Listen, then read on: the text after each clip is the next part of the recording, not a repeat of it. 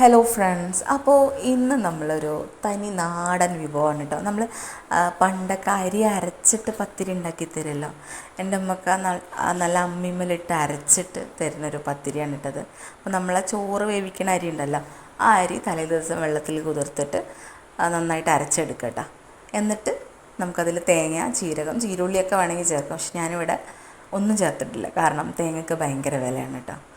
എന്നിട്ടിത് നന്നായിട്ട് കുഴച്ചെടുത്തിട്ട് നമ്മളെ പൊടിയനിയുടെ ഇല ഉണ്ടല്ലോ, അതിലോ വാഴയിലയിലോ നന്നായിട്ടിങ്ങനെ ഒന്ന് കൈ കൊണ്ട് അമർത്തി കൊടുക്കുക. അതാണ് കൈപ്പത്തിരി എന്ന് പറയില്ലേ, ഞങ്ങളവിടെ കൈപ്പത്തിരി എന്നാണ് കേട്ടോ പറയില്ലേ.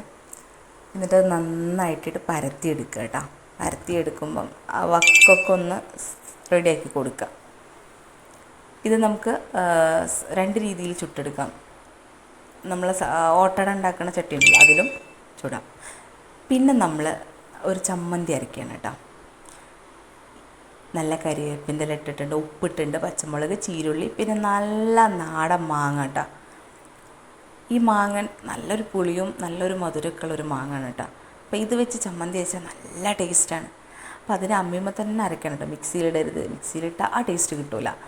എന്നിട്ട് ആദ്യം നമ്മൾ കരിവേപ്പും ഉപ്പും കൂടെ അരയ്ക്കണം കേട്ടോ, അല്ലാന്നുണ്ടെങ്കിൽ നമുക്കൊരു കയ്പ്പ് രസം വരും. എന്നിട്ട് നമ്മൾ അതിൻ്റെ കൂടെ ബാക്കി തേങ്ങയും ഒക്കെ ഒതുക്കി ചമ്മന്തിയാക്കി അരച്ചെടുക്കുക കേട്ടോ.